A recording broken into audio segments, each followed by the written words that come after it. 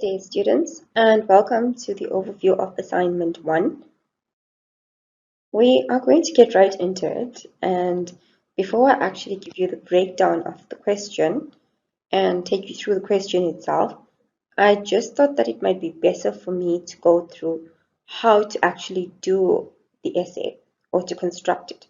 I know many of you have come from different backgrounds, so you all have your own idea on how to construct an academic essay, but here are some tips and guidance on how you should go about doing your assignment. So let's just look at the process of writing itself. And one of the main questions you need to ask yourself is, in any question, in any assignment actually, or test or assessment, what is the purpose of this? What does the writer need to achieve? Who is going to be the audience or the reader? So once you figure out or you realize who the audience and the reader is, you'll automatically know what you need to put out and how you as a writer, what you need to achieve. For example, if I had to ask you to write something to a preschool classroom and learners in the preschool classroom, your audience will then be the learners in the preschool classroom. Obviously, in that instance, you would not use complicated or sophisticated words. You'd keep it very simple. However, if you figured out that your audience is students in the tertiary field or a lecturer who is marking, then of course your entire style of argument and the choice of words and language and sentence construction will have to change to suit that. Okay. Before moving on to the source, still under the purpose, when you are trying to figure out your audience, then obviously you will know the type of diction in terms of whether you can use slang words or whether you can use, complex sentences, or whether you could use contraction words. So for example, in academic writing, we stray away from words such as can't and shouldn't and wouldn't and didn't. Those are contraction words. So that's just a tip there. Then the source, for example, where would the writing be found? Again, who would the audience of the reader be? So your assignment for this purpose would be found on your Turnitin portal. Who the audience would be? It could be your colleagues, it would be your lecturer, it would be the internal moderator, the external moderator. So again, remember, take into consideration how formal your language is and the choice of words. Okay. Then the style, the purpose of the writing will influence the style. So basically, whether it's a creative piece or an argumentative piece of writing, in this instance, it's an academic argument. Hence, stray away from descriptive words. For example, it is too beautiful. Therefore, we must love our country. We must love our mother tongue language. Those are all very creative types of writing. And for the purposes of this assignment, you will not use such type of creative writing. You will just adhere strictly to academic formal writing, which therefore is very objective writing, an argumentative style in terms of a healthy academic argument, analysis of work, providing a comprehensive argument instead of just describing things and putting your feelings on paper. So your emotions should not get the better of you when you are writing an academic assignment. Right? In the whole thing, also think about when you are done with your writing and when you're reading it out before sending it and submitting it. How does it sound when you read it out? Does it sound like you are putting up a fight? Does it sound like, because I said argument, that you are literally arguing as in a fight? Does it sound like you are preaching what your feelings are? Okay, so think about things like that. Take that into consideration. As I said, all of these, the purpose, the source, the style, all of it, when you read it out loud, listen what it sounds like. Okay, So then we move on to the next part, which is step 1, which is your planning. As I said in the previous slide, uh, determine the purpose and the audience. Then that will determine the format, the style, the point of view. Please, I still use it myself at this stage of my life. I still use mind maps or a spider diagram or a flowchart, just because once you put that down on paper, when you start putting your work together and typing, it's much easier. It makes it comprehensive because you then know what should come next. Whereas if you do not, or if you skip that mind map or spider diagram and you just try to start typing from off your head, I can guarantee you your work is not going to come across as comprehensive. So when I say comprehensive, there must be a flow in your argument. It must not just mean that you are talking about something and then suddenly you talk about something else and we don't know how you got there. Okay? Obviously, when even you are doing your mind maps or spider diagram, consult relevant sources. And so you must do referencing in this assignment. And just to give you an idea about the difference of brainstorming versus planning. So if you look at this, if you look at the arrow here, that's brainstorming, where you have your mind map or your spider diagram with just bubbles and images and doodles or just one word keywords. Whereas planning, it takes it a step further. So if you really want to get into this assignment, start with this, the brainstorming, then go into the planning, as in literally write introduction, what points you'd put in the introduction, paragraph 1, 2, 3, and the conclusion. But in the forthcoming slides, I'm going to unpack this planning stage even further. Read your draft critically and ask for feedback from others. As I said, I know most of you do not want to ask other people to read your assignment before submission. That's fine. You can get a family member to look at it. And the specific details such as quotations and substantiating arguments, that's where your references come in. But we'll go through that just now. Then step 3 is revising. Refine your choice of words. As I said, look if you have words that you shouldn't and didn't and wouldn't.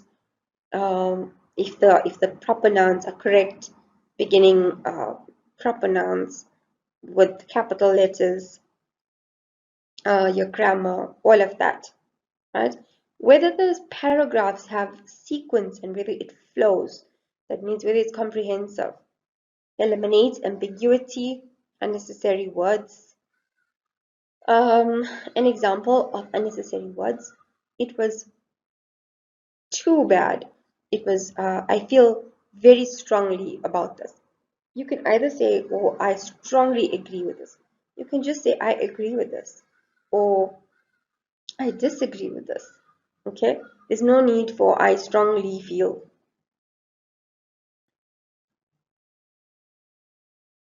And then we know when you are researching, you come up with a lot of information. But please try to omit the unnecessary. We're not testing to see how much you know.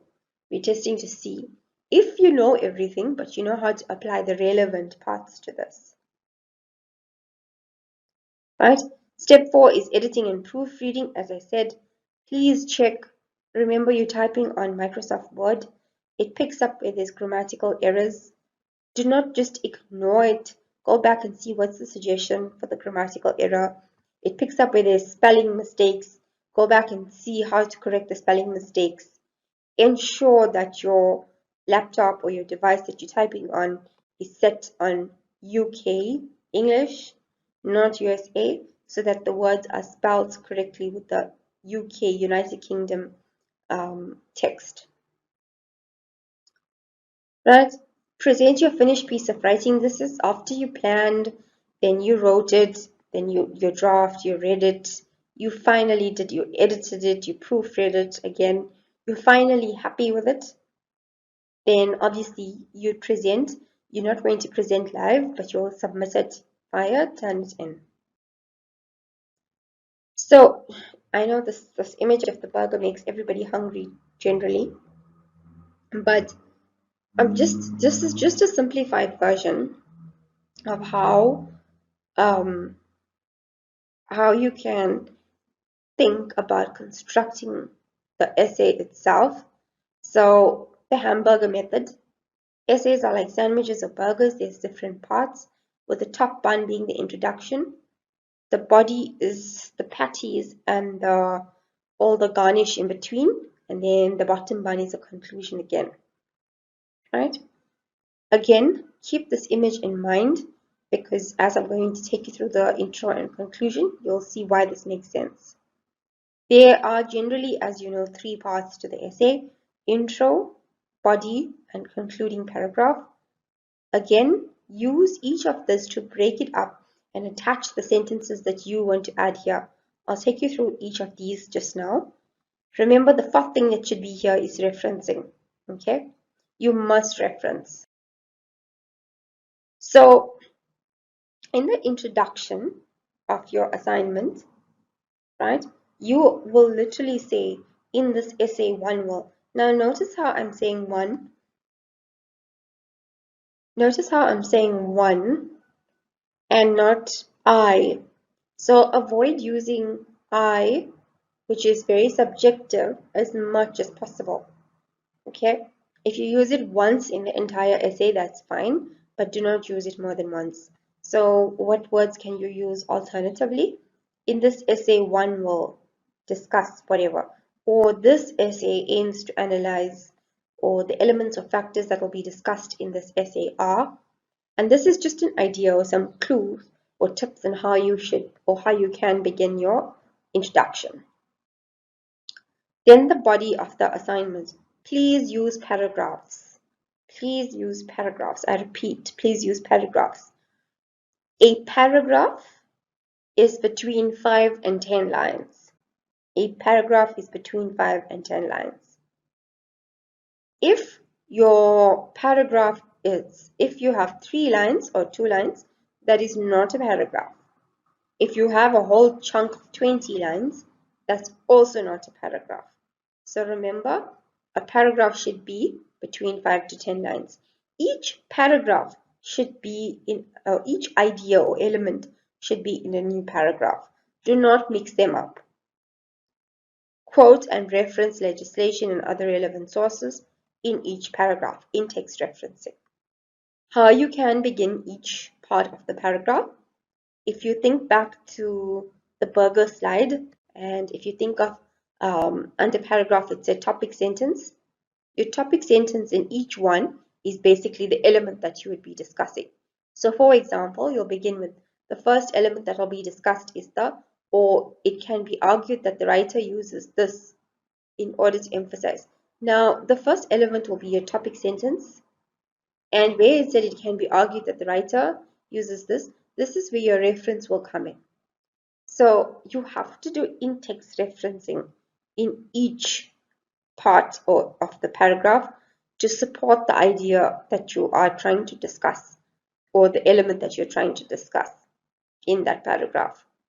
So what I'm trying to say is you'll have a reference within the essay, in-text reference that is, and you'll have a reference list at the end. Right?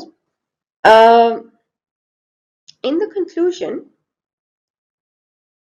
your conclusion should not have any new information, no quotations, no new ideas, and begin the conclusion with to conclude or in the conclusion, and summarize the points that were stated in the introduction and the body.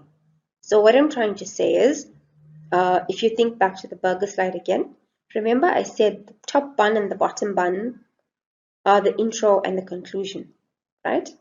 And the middle, the patty and garnish is all the body. The reason why we said the intro and the conclusion of the buns of the burger, because whatever you wrote in the introduction should be the same in the conclusion. Okay? So you should have the same information, nothing new, no quotes, but obviously in the introduction, everything will be written in the present tense, sorry, in the future tense. For example, this essay will aim to discuss, whereas in the conclusion, everything will be done in the past tense because you've already accomplished that. Okay. Then, in order to help you for your essay to flow properly, each paragraph should flow into the next, and you use transitional expressions to help it flow. So it helps the reader to follow the author's line of thought as you move from one idea to another. So how you can and what words you can use for this is by saying in the next paragraph or following this, X will be discussed. Okay. Students, as I said, you have to use references within the assignment and a reference list at the end. Please see your Canvas page for the Stadio reference guide, and you must make use of the Stadio reference guide in your assignment. The method within this guide is the Harvard system. So if you are familiar with the Harvard system, then you should be fine to use this reference guide from Stadio. They are literally minor changes, like for example, 1 comma or one semicolon. But other than that, it's very, very similar to the Harvard referencing guide. But please do not think, okay, because it's so similar, I can just use Harvard method. Go onto your Canvas page. This guide is uploaded there. Use it, or else we will have to subtract marks if you use footnotes or other sources of other methods of referencing. Right. So to get into the assignment itself, the actual topic itself, let's look at your topic itself. So in order to pass this assignment, you must achieve an overall final mark of at least 50%. Right? This assignment 1 counts 20% of your final mark. So whatever mark you get for this assignment, 20% of it will be taken towards the final mark. The portal for submission for this assignment 1 opens on the 26th of April. That's a Tuesday at basically 11 in the night. And it closes on the 10th of May, again around 11 in the night. If you try submitting after this time here, for example, 1 o'clock in the morning going into Wednesday, or even 2 minutes past 12, even if it's 2 minutes past 12, the portal will be closed. You cannot submit. So please, you have between the 26th and the 10th to submit. If you miss this deadline, we cannot help you. We cannot open the portal, X, Y, and Z.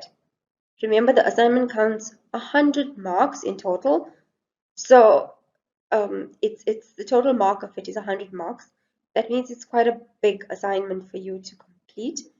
And it's not that we can give you another chance because you missed the deadline.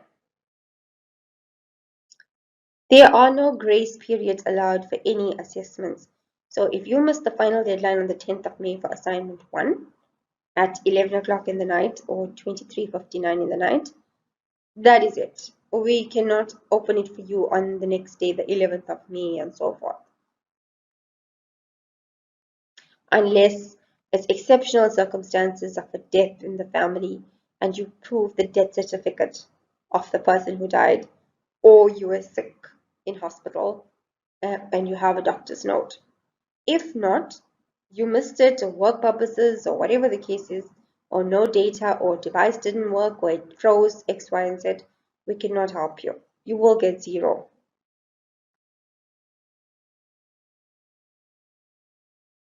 Right, when submitting your assignment, please be sure that your name is in the front cover, your student number, the name and module code. So for example, your student number is 1900-001, your name and surname Jimi Hendrix, EDSB700, assignment 1, right? You will save it like this on your documents on your laptop, and you'll upload in this format. The front page of your assignment must have the module code and assignment 1, EDSB700, so that we don't complicate matters. Ensure that the file is under 20 megabytes or else it's not going to upload. Ensure that you look for your grammatical and spelling errors. And please, when you are typing, use size 12 font. It must be typed in black, not red or any other favorite color of yours. The font must be in Arial, and it must have 1.5 line spacing between each line. Okay, please not double or anything of that sort. It must have 1.5 line spacing. You must use to start your reference guide, which is on your Canvas page, and other credible resources from books or peer-reviewed journals, online stuff. Please, at this level, at PGCE level, we do not allow you to use Wikipedia and Google Online or Google.com. You need to have actual credible references. So no blogs and Google.com and Wikipedia, please. Again, you must submit your assignment to the correct Turnitin assignment submission on Canvas. If you did not submit your assignment on Turnitin, we cannot mark it. So if you miss the deadline and if you can't get access to Turnitin, please do not send us your assignment attached in an email. We will not mark it. We will not even respond to you. And you will get 0. We cannot accept assignments in emails. Okay? So please, you must submit it on Turnitin.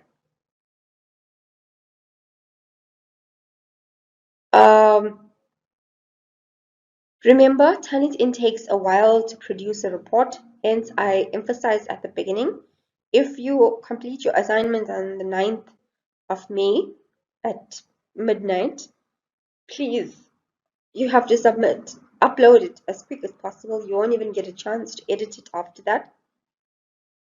Do not leave it to submit on the 10th of May at 11 or 23:59. You will not get a report in time. It will say pending when the portal closes, and if it says pending continuously, we cannot mark it without a similarity percentage that's indicated. So how do you avoid that is you submit before the 10th.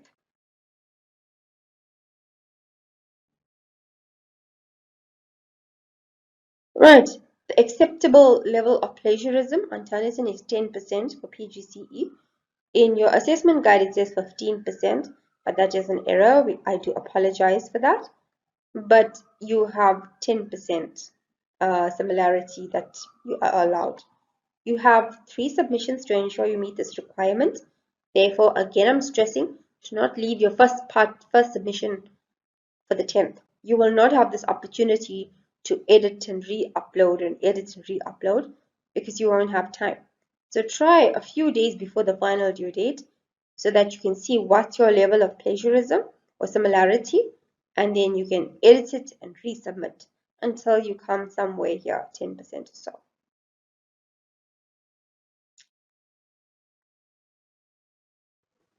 So let's look at the question itself, right? And your assignment 1 question, this has been taken from your assessment guide, which is on your Canvas page, which has been on your Canvas page since the beginning.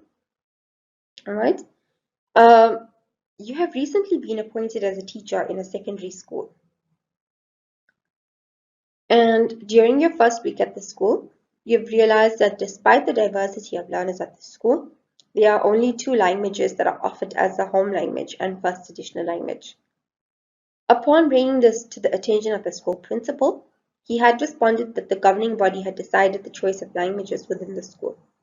And being an elite school, the parents of most learners readily agreed to enroll their children at the school. You are unhappy with this response and you wish to proceed with this matter to the Department of Education. Then, write an academic formal essay specifically telling you to write a formal academic essay in which you critically discuss the reasons for motivating the inclusion of other languages at the school and explore the reasons why the current situation of the school is inconsistent with the relevant legislation. So students, this is your instruction.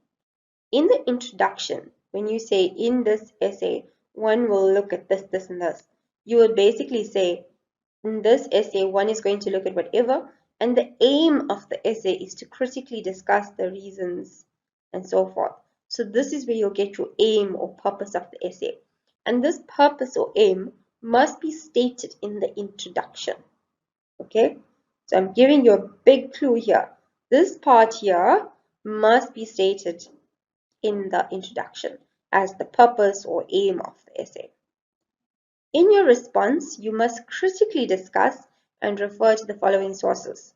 So remember, you must make reference to the applicable sections of the Constitution where it speaks about the language choices at school and the right to education and so forth. So you also need to look at the relevant sections in the South African Schools Act and the Language and Education Policy Act, as well as other applicable legislation, policies, regulations, case laws, okay, online journals or articles. So students at the PGCE level, I cannot tell you specifically which sections you must look at. I cannot tell you, you must go and look at this section and this section and this section.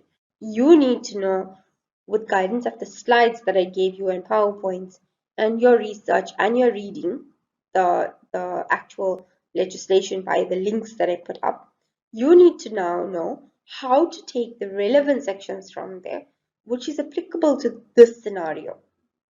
You can also refer to case law, so cases, right? And if you think back to the last lecture that we had last week on Wednesday, I told you about case law and the different types of cases. So you can just Google keywords and you'll find cases. Remember, the cases or any of this that you look at must be within the South African legal context. If you use something that's pertaining to foreign law, you will get marked down for that because this scenario is in the South African context. So your law must be applicable. Therefore, when you're reading, even if you think of copying other people's work, you're going to copy the wrong thing. You must be sure that it's everything to do with the South African context. Right? And remember, when you are taking the law, you need to reference it in text. So when you are making reference to this within the assignment, you must reference it with in-text referencing as per the reference guide as I spoke to you about. So basically, the argument here is that remember that we have 11 official languages, and every school cannot just have only 2 languages of the 11 that's offered as home language and first additional. So for example, according to the legislation, you cannot just have 2 languages, for example, home language English and first additional Afrikaans or vice versa. What happens to other languages such as isiZulu and the other official languages? So those also have to be as part of that. So you need to now argue and motivate for that. Okay? So in terms of the information and the instructions, you will have to, for 5 marks, provide a suitable introduction. I took you through how to compile your introduction. For 25 marks, you need to discuss the right to education and in the choice of language with reference to the legislation as noted above. That means with reference to the Constitution, South African Schools Act, Language Policy Act, and so forth.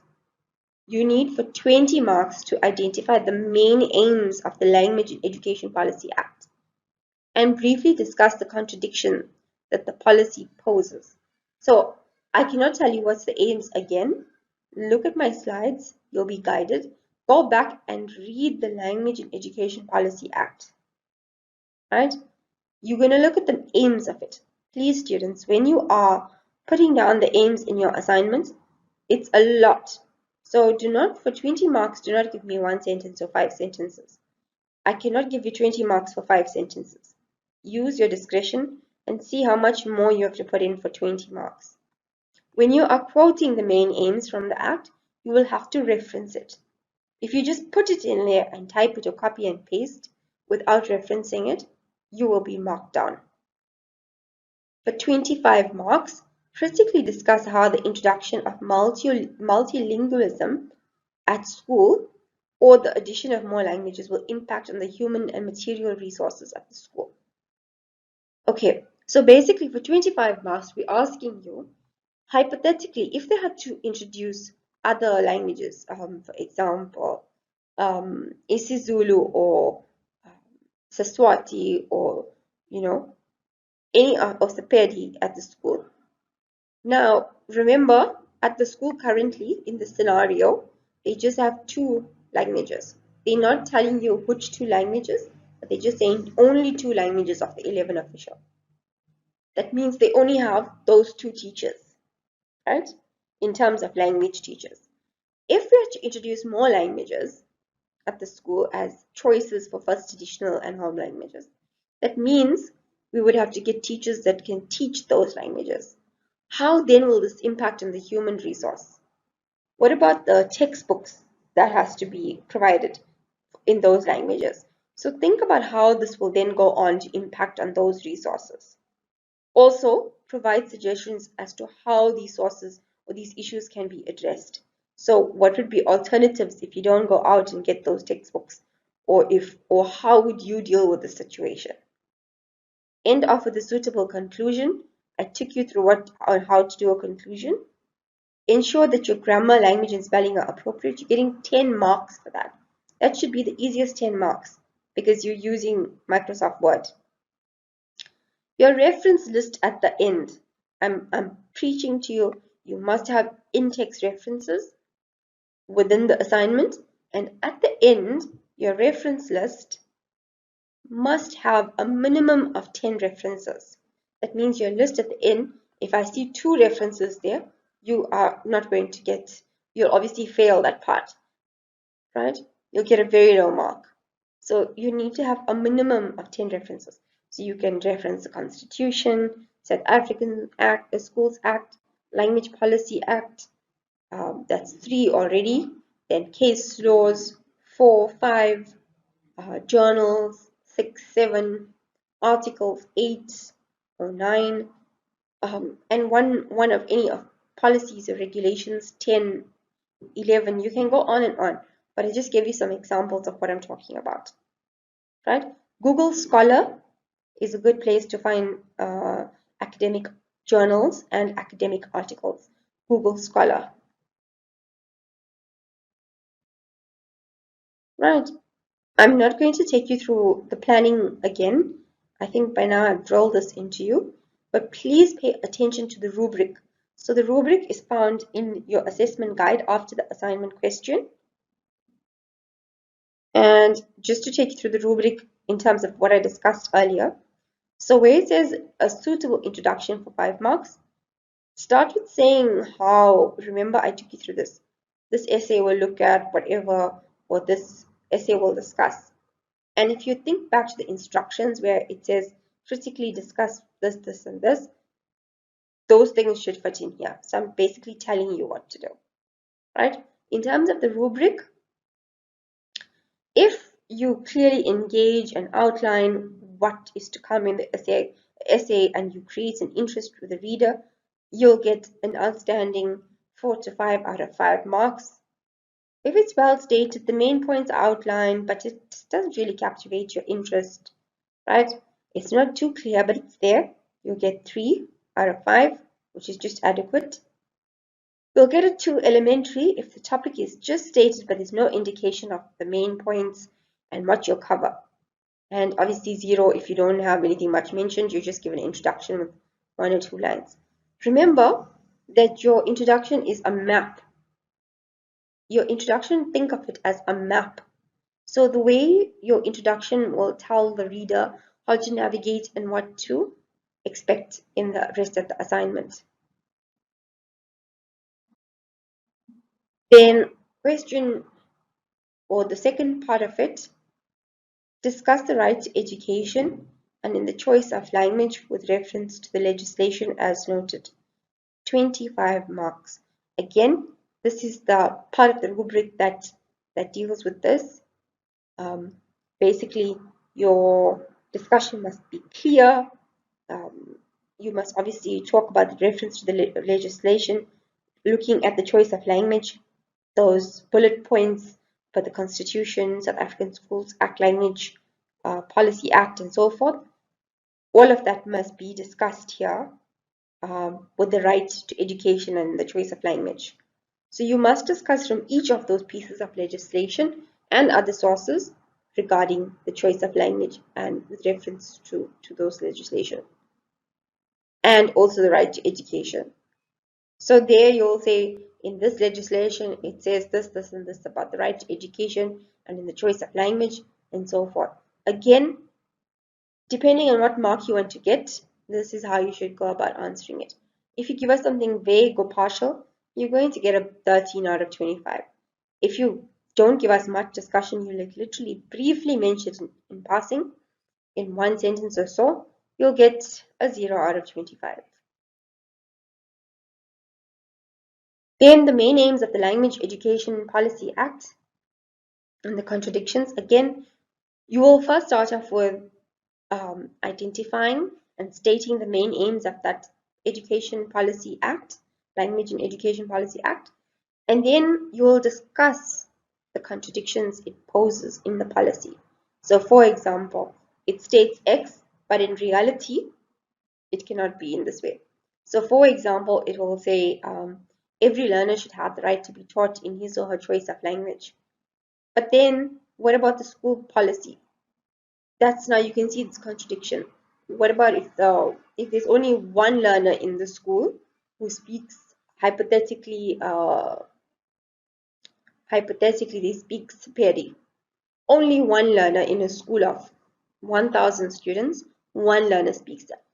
Does it then make sense to have the one learner to have his or her choice of home language? Do you get one teacher to teach the one learner? Or can you see the contradiction? So again, I'm just throwing this at you so that you have some idea where to start with this kind of argument, or this part here. Right, critically discuss how the introduction of multilingualism at the school or addition of more languages will impact the human and material resources.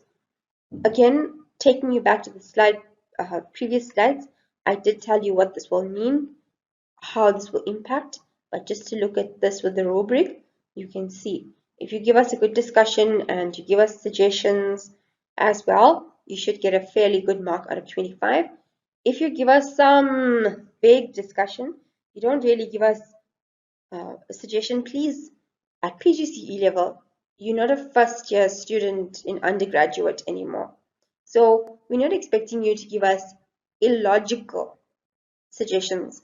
For example, the whole school must learn in this language. Please think of logical languages, logical suggestions when you are putting out suggestions, because it must make sense in the reality of life. It should be able to make sense. Right? Finally, your conclusion for 5 marks. Remember I said the conclusion should mirror the introduction, but in the past tense. So basically everything what you say you will do in the introduction, in the conclusion you'll start off with to conclude or in conclusion of this essay, X, Y, and Z has been discussed. The purpose of this essay was to do X, Y, and Z. References were made to uh, legal resources or legal sources and legislation, and you finish off. There's no big ending that you have to give off, and you do not have to end off with some famous person's quote, or do not start off with some famous person's quote, right? Please keep that in mind. This is academic formal writing. Remember, if you don't give us a proper conclusion, you'll get 0 out of 5. You are getting, as I'm just reminding you, 10 marks for grammar, language, and spelling. So please make use of where you see you have a green underlined word or sentence or a red underlined word or sentence on Microsoft when you're typing. Please go back and see what's the reason for that, and then obviously rectify that before submitting. You could also use Grammarly and stuff for that if you're unsure. So you do have those tools available as well.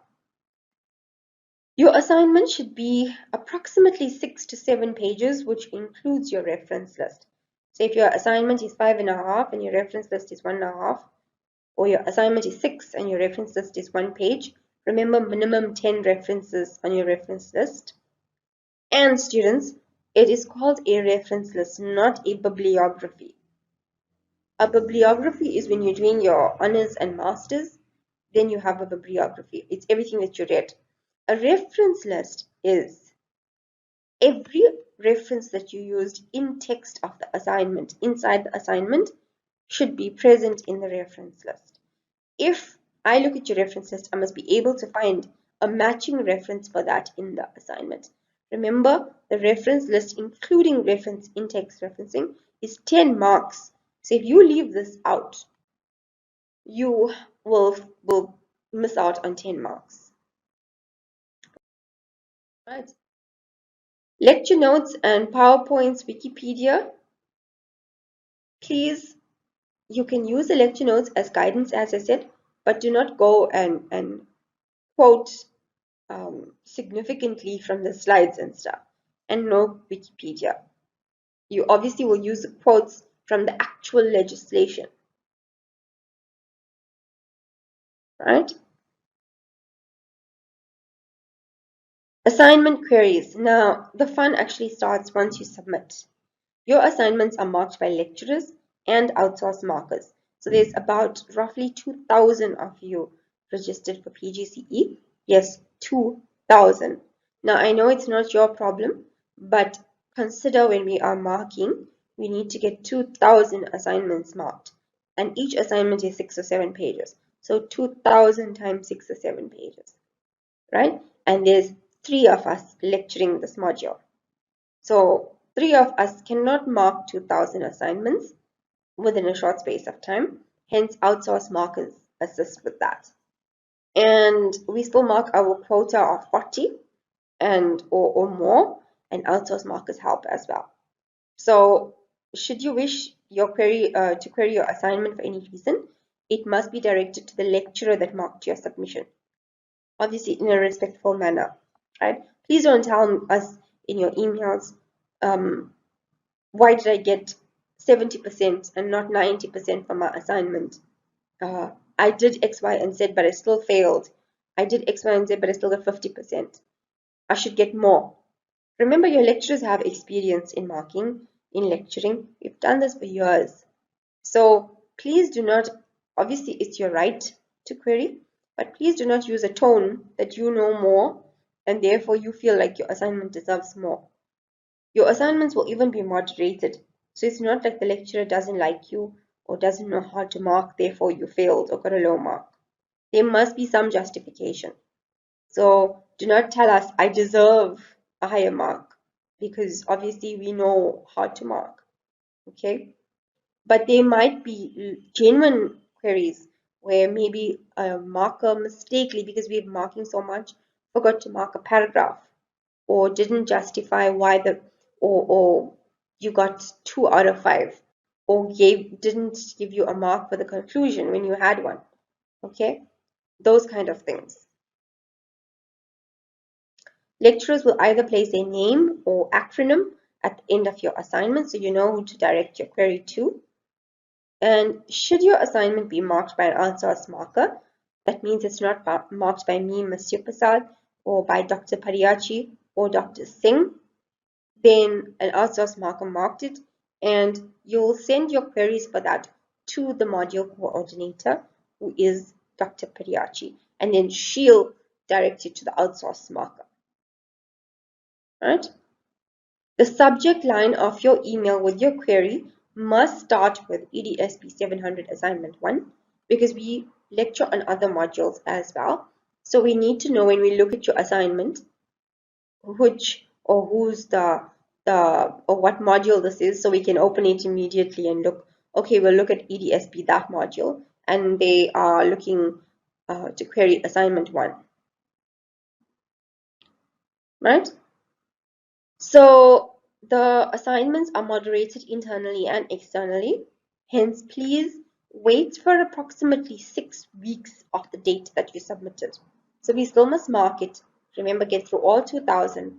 It must still go for moderation internally, then externally. That means a person not affiliated with the campus. And so it takes roughly about 6 weeks, right? So please, after 2 weeks or a week that you submitted, do not email us and say, when will the marks be out? When will the marks be out? I'm telling you, it would be within 6 weeks. Okay. Again, this is the lecturer's details. So, your queries to specific people, whoever marked your assignment.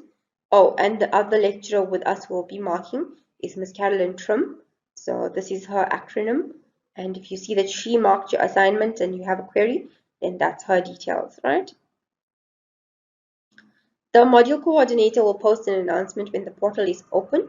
Remember, it will be open from the 26th, but an announcement will be sent to you. Please prepare for the unexpected when completing your assignment, right? If you're going to tell us, I didn't do it because of time and work, or my laptop crashed, my granny was sick, I know it's harsh, but we cannot do anything. We all have those same problems. We have to get through it, right? And you know in advance, and you know the date that it's due, you shouldn't be typing your assignment on the 10th of May and your laptop crashed. Okay. And if you know you're going to be busy with work at that point, you should do your assignment in advance. Somebody else being sick, you'll have to take a few hours within that time and try and do something with that assignment, right? Please, your checklist, you adhere to the rubric, you looked at it in detail, you know exactly what it wants from you. Your page and word count, page count, I said between 6 and 7 pages with your reference list, spelling, grammar, and proofread, as well as your references. Good luck with this. And as I said, you must use the Studio reference guide. Okay, so students, that's it from me. All the best with your assignment. Remember, it's due on the final date of the 10th of May. All the best.